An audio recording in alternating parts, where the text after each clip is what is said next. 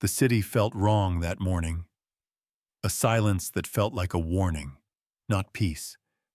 Dr. Lily Carter, in her bright red coat under the Texas summer sun, paused at the clinic doorway. In her palm lay Rocky, a fully grown German shepherd trapped in a body the size of a toy. He trembled softly, ears lifting as if sensing something she couldn't. For days, Lily had avoided the message in his tiny, pleading eyes. But today, the shelter's quiet felt heavy, refusing to fade. A sharp beep from the microchip scanner cut through the stillness. Not routine, but revelation. Rocky pressed his miniature paw against her thumb, his eyes burning with a secret too heavy for his tiny frame. Lily swallowed hard and finally spoke. Her first words since learning he was scheduled for euthanasia. And what she said sent a shiver through the entire Austin shelter. If this story moves you, don't forget to subscribe and follow our journey. Austin. Texas burned under the brutal weight of summer. The air shimmered above the asphalt like rising smoke, and the city hummed with a heat so heavy it felt like it pinned everything to the ground. Even the cicadas seemed exhausted, their buzzing a sluggish drone drifting through the alleys behind the Austin Animal Rescue Center.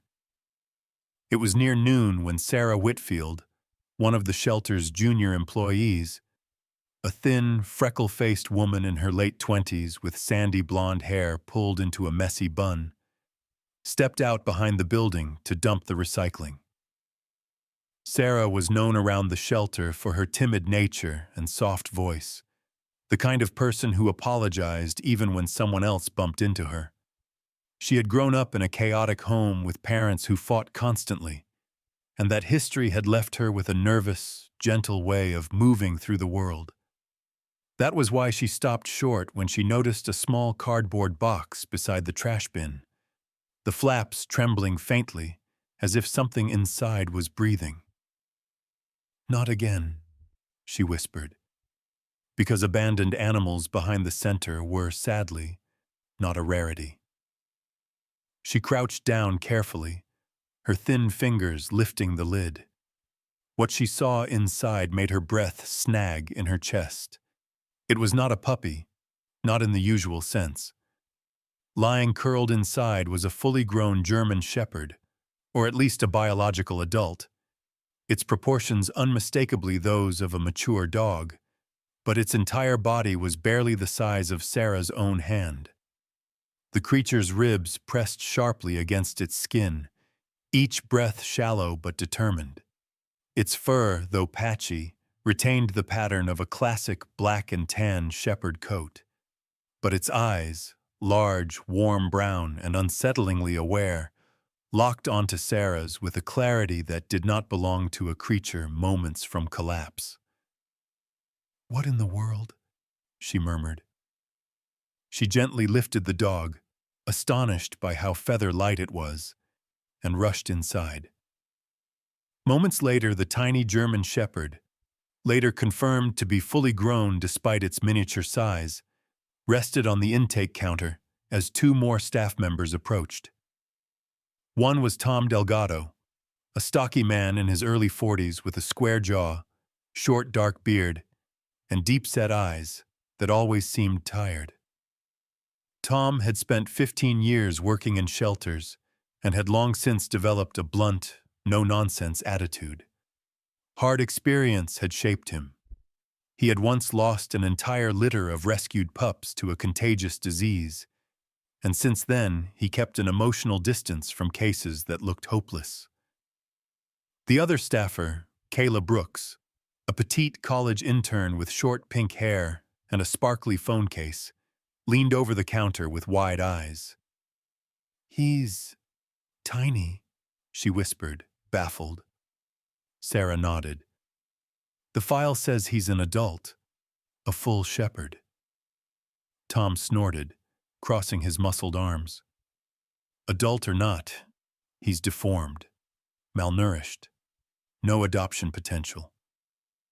He flipped through the intake chart with the efficient detachment of someone who had done this far too many times.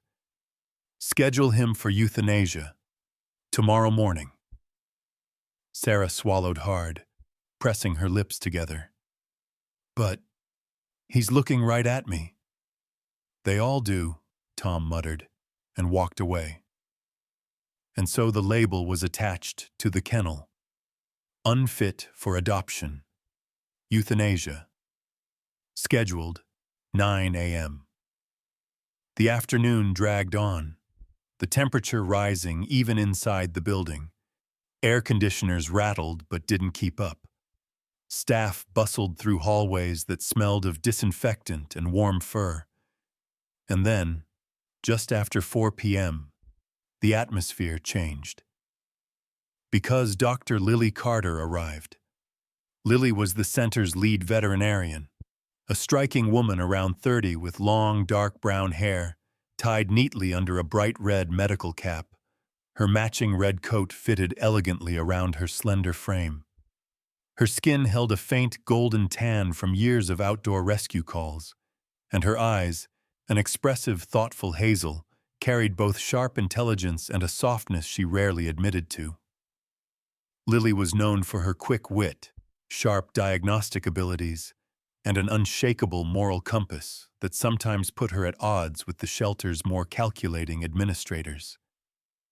Today, the red of her coat seemed almost to glow against the stagnant heat of the hallway, making her appear like a streak of color in a sepia world. As she walked in, Sarah practically ran to her. "Dr. Carter, there's something you need to see." Lily followed her to the kennel row, flipping through the intake chart mid-stride.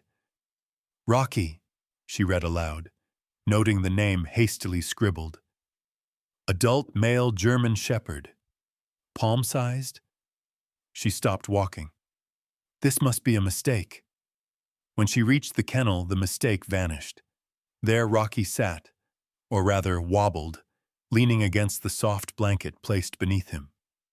His body was the length of Lily's smartphone, his head lifted with visible effort, and when their eyes met, something flickered in his tiny gaze. Awareness, exhaustion, a plea wrapped in silence. Lily kneeled, the red fabric of her coat pooling around her, and whispered, "Hey, little guy." Rocky, despite his trembling legs, stood.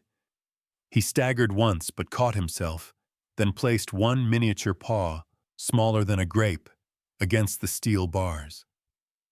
Lily blinked, startled. A laugh escaped her, soft and incredulous. "You're a full shepherd, and you're the size of a snack bar. How is that even possible?" But as she scanned the rest of the chart, her smile faded. The final line in bold letters read, "Euthanasia.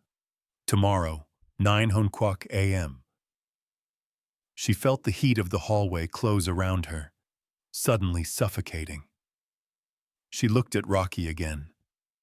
The tiny dog's paw remained pressed to the bars, as if it were holding her in place. Behind her, on the stainless steel counter, a nurse had just set down the silver tray of euthanasia supplies, needle, syringe, antiseptic, all glinting under the fluorescent lights. Lily didn't move. The file trembled, slightly in her hand. Rocky's eyes did not look away. And in the thick, unmoving heat of the Austin afternoon, Lily Carter understood that something about this case was very, very wrong. Morning seeped slowly into Austin, but the heat arrived early, pressing against the windows of the Animal Rescue Center like a warning. Inside, the clinic room glowed with harsh white light, its walls bare and cold enough to make even the summer sun feel distant. The ceiling fans spun in lazy, uneven circles, accomplishing little more than stirring the warm air. Dr. Lily Carter, her long, dark hair tucked neatly beneath her bright red medical cap, stepped into the room with Rocky cradled carefully in her hands. The little German shepherd, fully grown in bone and structure, yet no larger than a newborn kitten, trembled with weakness but made no sound. His fur, still bearing the classic tan and black pattern, was soft where it remained, though thin in too many places. His eyes, enormous for his size, locked onto Lily with an intensity that made her chest tighten. She spoke softly, "Easy now, Rocky," before setting him gently on the stainless steel table. He wobbled once, steadied himself, then lifted his minuscule paw and placed it directly into her open palm, just as he had the day before. It was not a reflex. It was deliberate, determined even.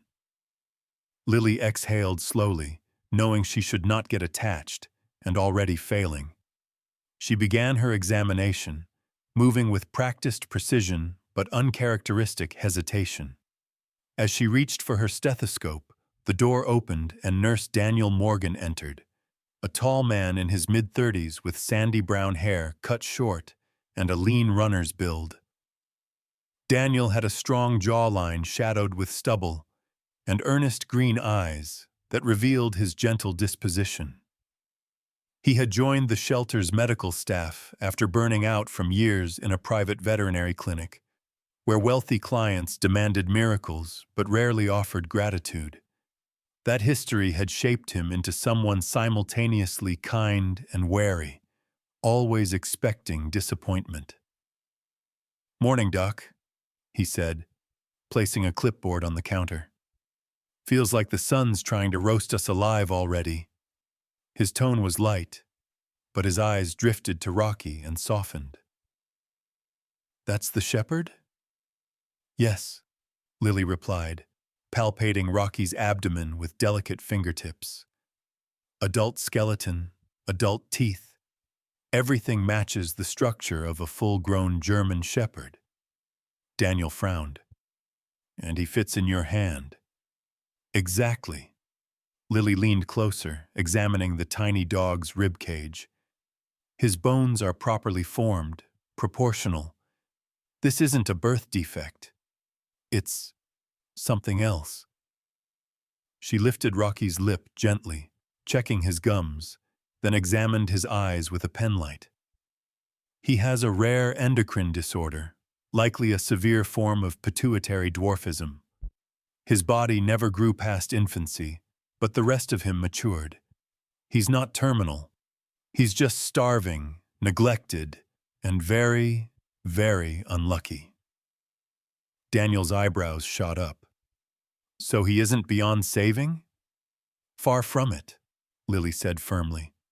She scribbled notes on the chart. "His heart is fast, but strong. Lungs are clear, reflexes intact. There's no reason to consider euthanasia unless—" Her words trailed off. She didn't finish the sentence. They both knew what she meant. Unless space was needed. Unless policy said so. Unless he was simply inconvenient. Lily hated that word.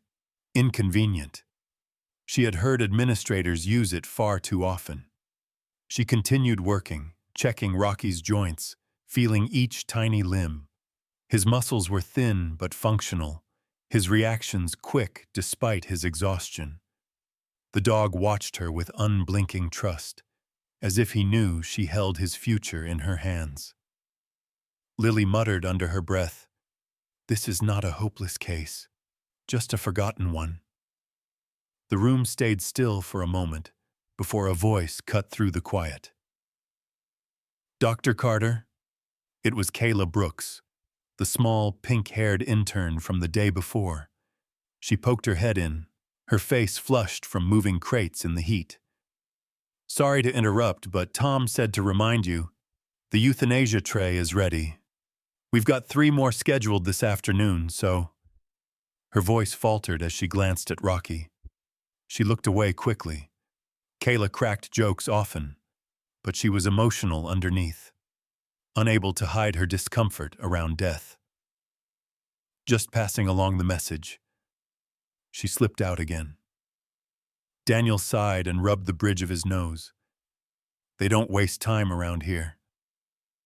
Lily didn't answer. She moved the stethoscope to Rocky's tiny chest again, listening to the steady rhythm of his heartbeat. Every thump seemed to argue with the words printed in bold on his chart. She picked up the syringe from the tray beside her, not the fatal one, but a simple vitamin injection, and prepared to administer it. But the moment her hand hovered above Rocky, he moved. The little shepherd lifted his paw, placed it against her wrist, and stared directly into her eyes. It wasn't fear, it was defiance, a plea, a question. Are you really going to let them do this to me? Lily's breath caught. Daniel noticed her hesitation. Lily, you okay? If he can fight this hard just to stay awake, she whispered, how can we justify ending his life? Daniel looked at her, uncertain. You know how the system works. Maybe the system needs to work differently, she murmured. She wasn't supposed to get emotional. She wasn't supposed to think like this. But Rocky kept his paw on her wrist, tiny toes splayed, grip weak but intentional. The sense of connection was undeniable. She placed the syringe back onto the tray, unable to go any further. At that exact moment, heavy footsteps echoed down the hallway, measured, authoritative. Lily stiffened. Only one person walked like that. Dr. Harold Briggs, the shelter director, a broad-shouldered man in his late 50s with silver hair cropped short and deep lines around his mouth, stepped toward the exam room. He was known for his firm leadership and brutally practical approach. Years managing overcrowded shelters had carved away most of his softness. Through the half-open door, Lily heard his voice, deep, steady, and too close for comfort. Dr. Carter, he called, is the tiny shepherd case finished yet? Her hand hovered near the syringe. Rocky kept touching her wrist, refusing to let go. Lily swallowed, heart pounding. She pulled her hand back, fast, decisive, terrified. The door handle began to turn. The door had barely finished opening before Lily pulled her hand away from the euthanasia tray. Heart pounding so loudly, she wondered if Daniel or Kayla could hear it from the hallway. But Dr. Briggs only poked his head in long enough to confirm she was working on the shepherd case, before retreating again, grumbling something about schedules and limited funding. The moment he was gone, Lily gathered Rocky into her arms, feeling his fragile warmth against her palm. We're buying time, she whispered to him, though she wasn't sure if she was reassuring the dog or herself. She stepped back into the main hall, where the buzz of the shelter carried on, cages clanking, phones ringing, volunteers shuffling past with bags of kibble. Heat pressed from every direction, the air thick despite the whirring fans. Lily returned to the exam room and set Rocky again on the table. We'll call this additional testing, she murmured, tapping notes into the chart. Briggs hates extra paperwork. Maybe he'll stay out of the room long enough. She was reaching for her stethoscope when her fingers brushed something odd beneath Rocky's fur. A tiny, hard bump near the base of his neck. She frowned and gently parted the thin fur. There, beneath the skin, was a smooth, metallic shape. Hold still, sweetheart. She traced the outline with her fingertip. It was unmistakably a microchip. Confusion prickled along her spine. Dogs brought in from the streets rarely had them, and those that did almost always came with updated information. But Rocky? A palm-sized German shepherd with no accompanying records? It didn't make sense. She turned to the counter where the scanner lay and picked it up, her red coat rustling softly as she leaned closer. Her hands trembled, not from fear, but from the weight of a possibility she hadn't considered. She hovered the scanner over Rocky's neck. The machine emitted a cold, single beep that echoed through the quiet room. A number appeared on the small display. Lily felt her pulse jump. She set Rocky gently into the crook of her arm and walked toward the computer, her red cap slipping slightly as she typed the code into the National Registry. For a few agonizing seconds, the old monitor churned, the spinning icon mocking her urgency. The fan overhead droned on lazily, as if the heat had seeped into everything, including time itself. The results flashed onto the screen. Lily froze. Owner: Sergeant Nathan Hale, United States Army. Status: deceased, Gold Star. Notation: temporary caretaking by neighbor, unverified. Animal: German Shepherd, male intact. Medical anomaly noted in early records. Last update: 18 months prior.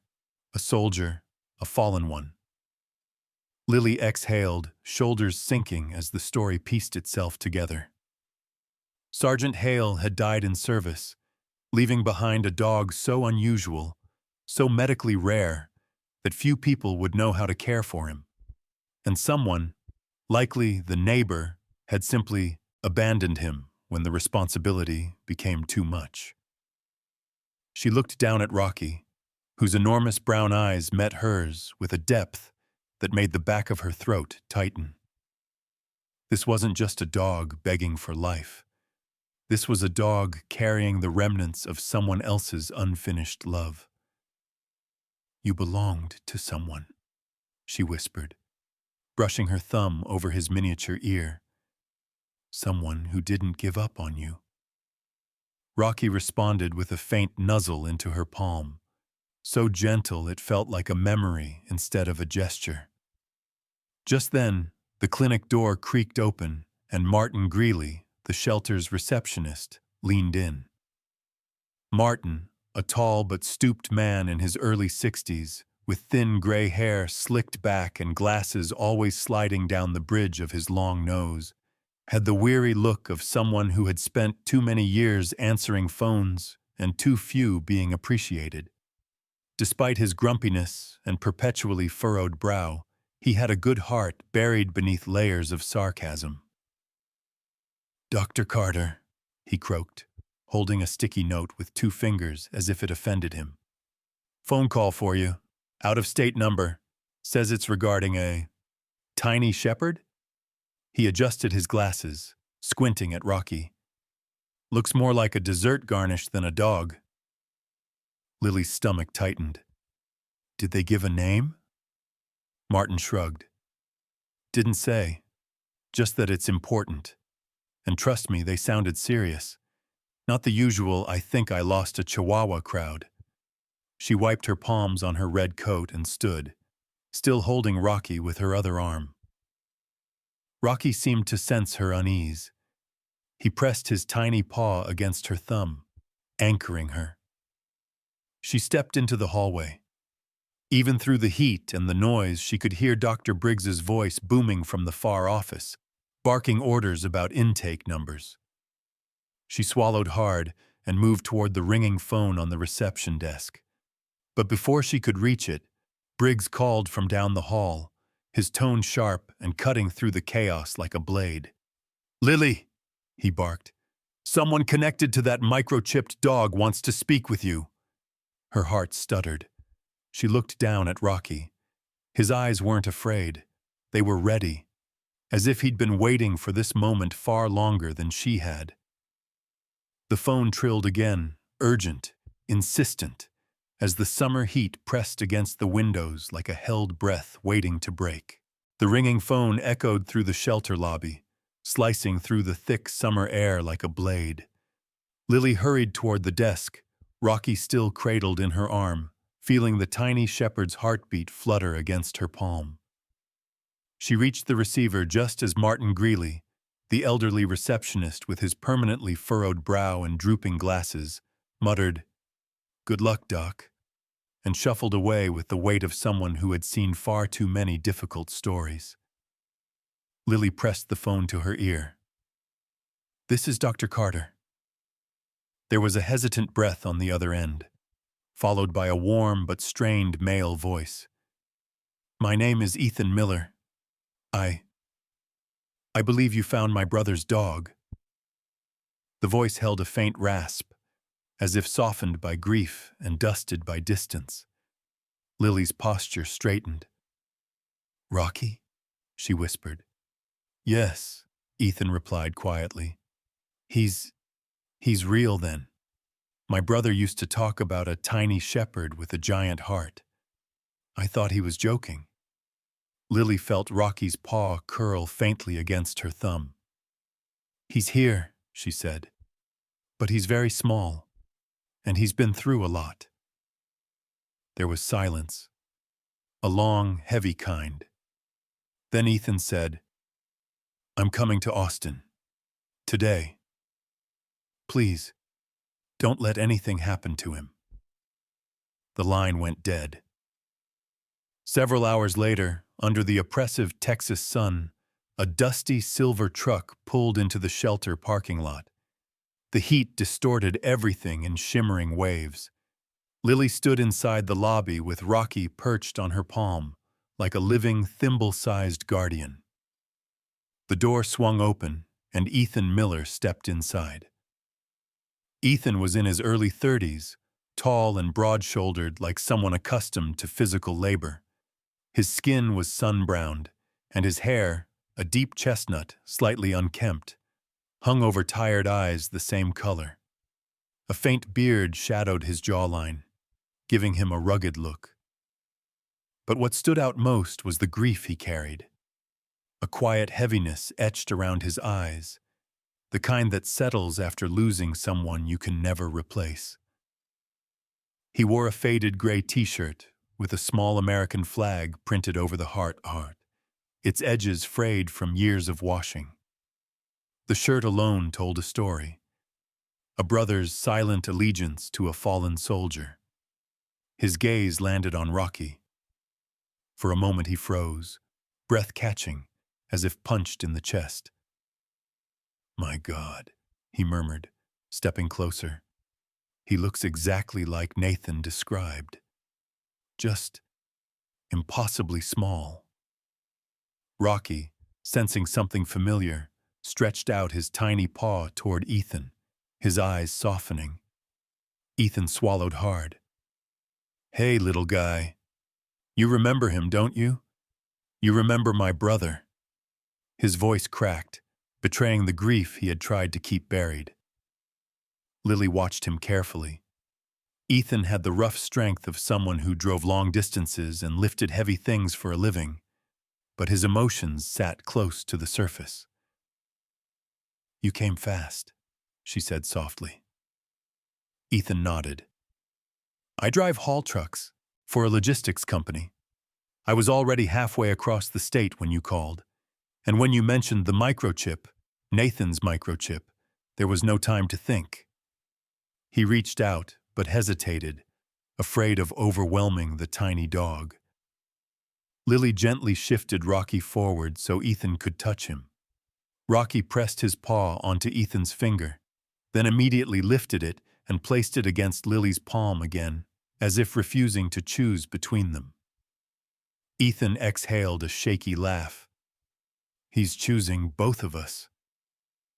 They moved into the exam room, where the hum of machines filled the silence.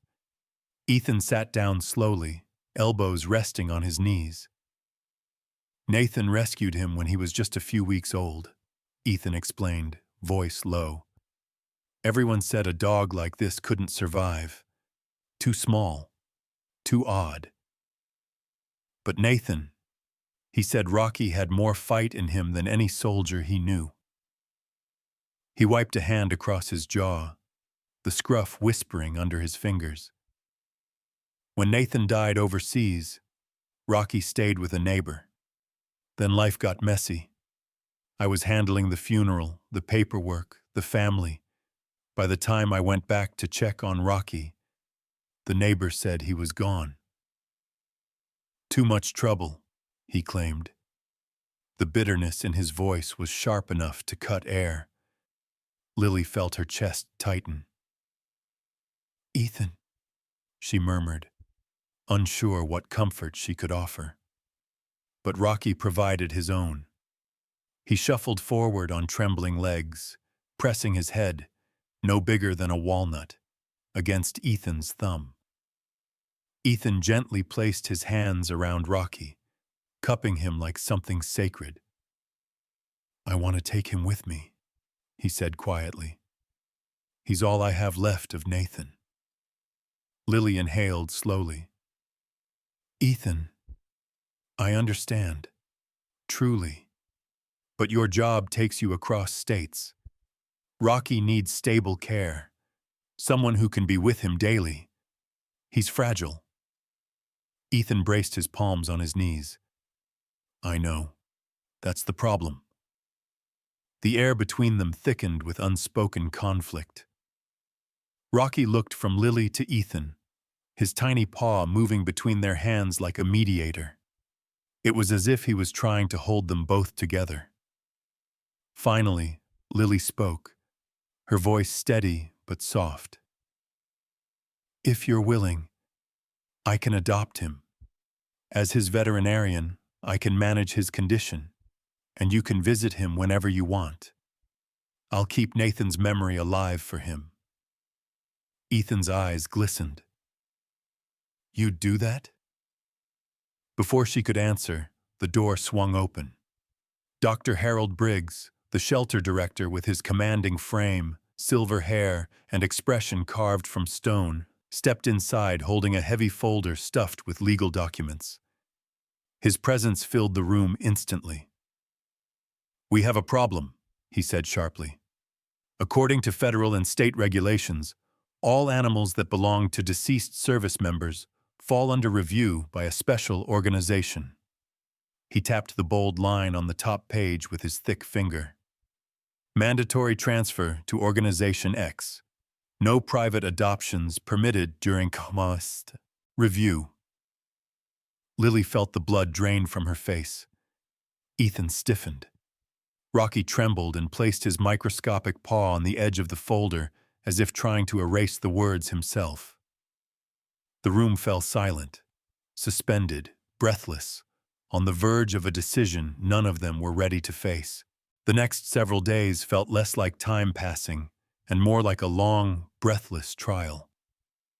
The heat in Austin only grew heavier, clinging to the walls of the shelter, turning every office into a slow-cooking chamber of stress and paperwork. Lily spent most of her time in the small, stuffy conference room, its flickering fluorescent light buzzing over her head like a persistent mosquito. She had transformed the table into a battlefield. Printed medical records, photographs of Rocky curled in her palm, screenshots of video clips showing him placing his impossibly tiny paw against her fingers after each treatment. Beside her, Ethan Miller sat hunched forward in a plain navy shirt, sweat darkening the fabric along his shoulders.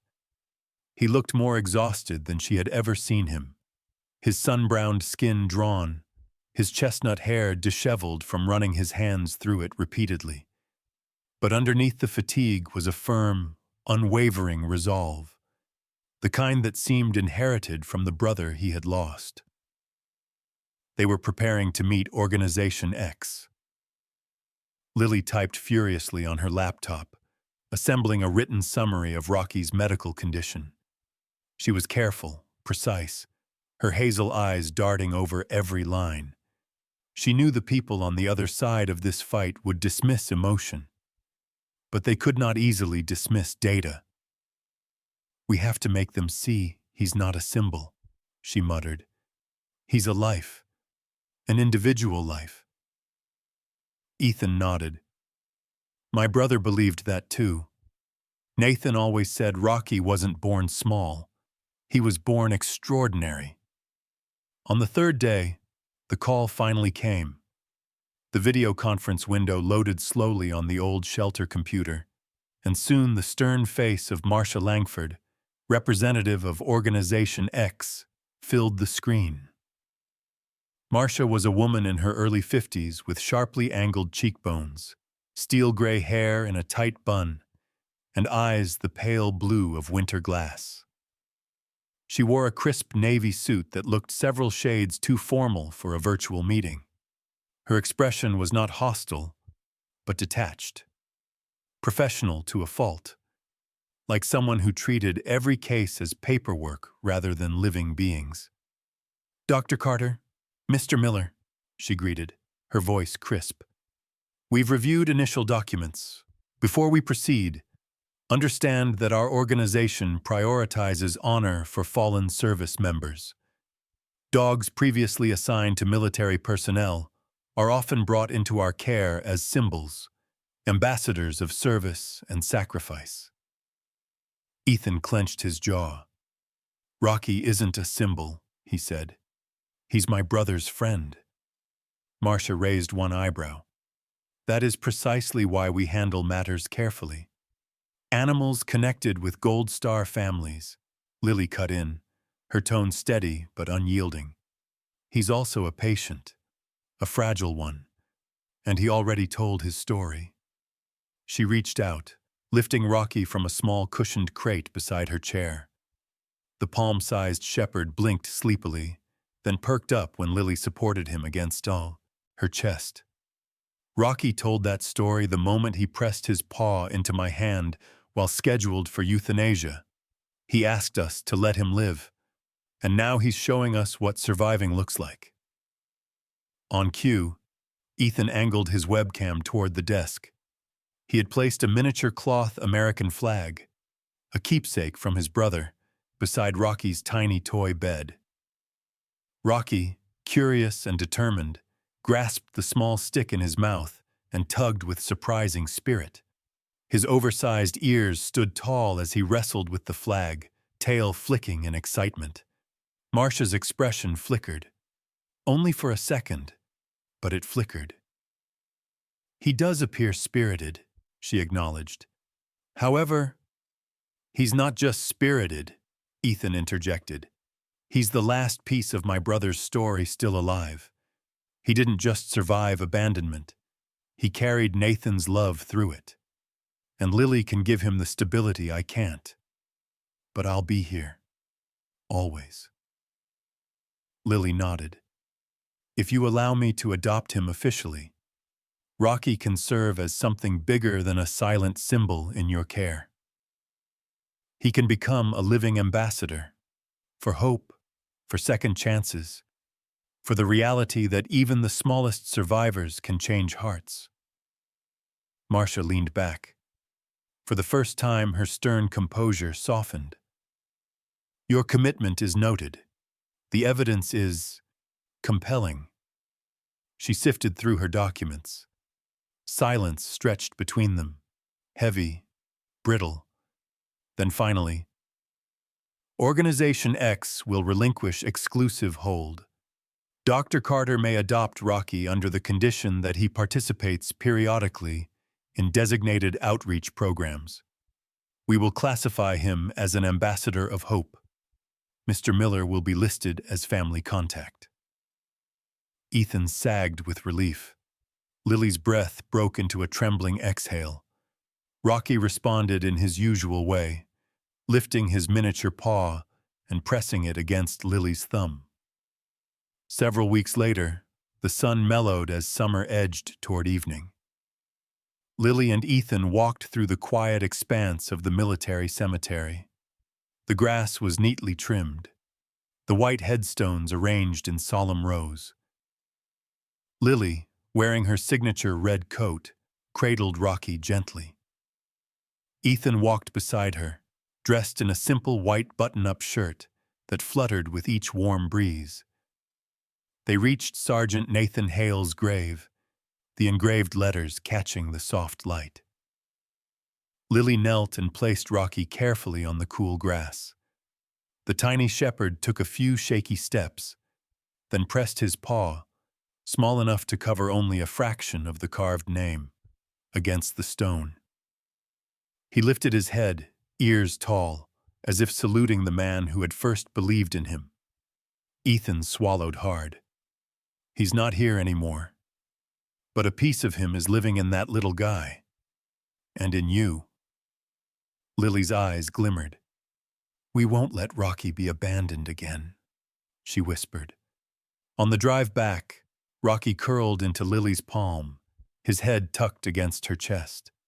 The hum of cicadas filled the fading daylight, but inside the Microchip car, there was only warmth, quiet, and a peace that felt like the end of a long storm. Rocky had a home, a family, a purpose, and even though he was small enough to fit in a hand, he carried a story big enough to save everyone who held him. In the end, Rocky's story reminds us that miracles don't always arrive as thunder from the heavens. Sometimes, they come in the shape of a fragile life no bigger than a hand, placed gently into ours. Some say it was luck that saved him. Others believe it was Lily's courage. But perhaps it was something deeper, a quiet whisper from God, guiding the right hearts to the right place at the right moment. Because even in a world that often feels cold and harsh, grace still finds a way through the smallest of souls. If Rocky, tiny, abandoned, nearly forgotten, can carry so much love, then maybe each of us carries a little piece of God's light too. A reminder that compassion is never wasted, that second chances are holy work, and that choosing to save even one life can be the very miracle someone has been praying for. So if this story touched you, let it be more than a moment. Let it be a spark. Share it with someone who needs hope today. Leave a comment to tell us your thoughts, and subscribe to join this growing family of hearts that still believe in kindness, in purpose, and in the miracles God places quietly in our path. May God bless you, protect you, and fill your days with the small miracles you didn't know you were waiting for.